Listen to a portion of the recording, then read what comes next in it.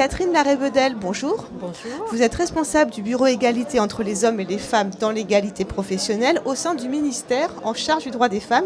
D'abord, pouvez-vous nous expliquer votre présence aujourd'hui sur ce forum RISET ?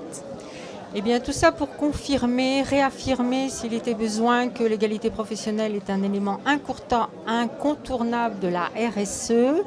D'une part, que par ailleurs, les enjeux aujourd'hui au regard de la nouvelle loi du 4 août 2014 visent à simplifier pour les entreprises justement de 50 salariés et plus la négociation collective pour fusionner à la fois la négociation sur l'égalité professionnelle et la négociation sur l'égalité salariale.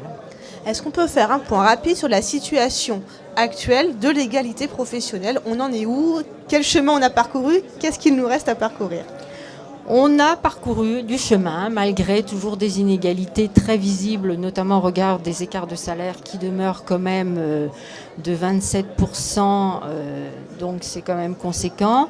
Reste que depuis quelques années, grâce sans doute à l'injonction de la loi, grâce aussi à l'opérationnalité qui a pu être menée par la ministre de l'époque, c'est-à-dire rendre effectifs d'autant les contrôles que peuvent faire l'inspection du travail auprès des entreprises, les avancées sont notables. Davantage d'entreprises vont négocier leur accord d'égalité professionnelle, s'appuyer sur le rapport de situation comparée pour donner à voir, notamment aux partenaires sociaux lorsqu'ils négocient, les axes sur lesquels ils peuvent négocier. Est-ce qu'on peut donner rapidement quelques exemples de bonnes pratiques qui pourraient inspirer les chefs d'entreprise ?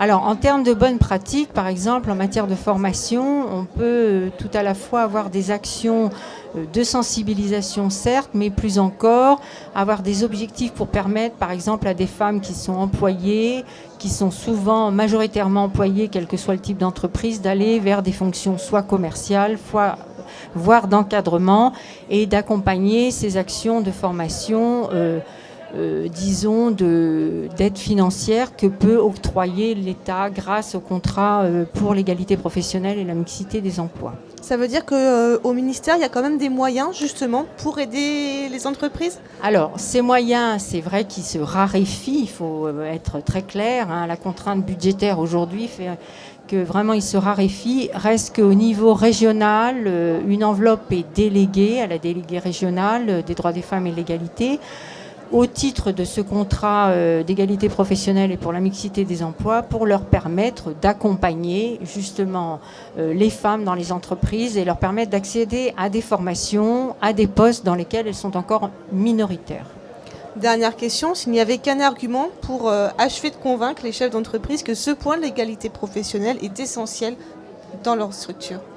Alors, je pense que l'argument aujourd'hui, il résulte notamment de l'accord national interprofessionnel de juin 2013 qui porte sur la qualité de la vie au travail. En fait, c'est par le biais de la qualité de la vie au travail, des conditions de travail, et ça, c'est un thème relativement nouveau par rapport à ce qui a existé aujourd'hui, qu'on peut avancer sur l'égalité professionnelle et salariale, sachant qu'il y a nécessairement un retour sur investissement pour l'entreprise.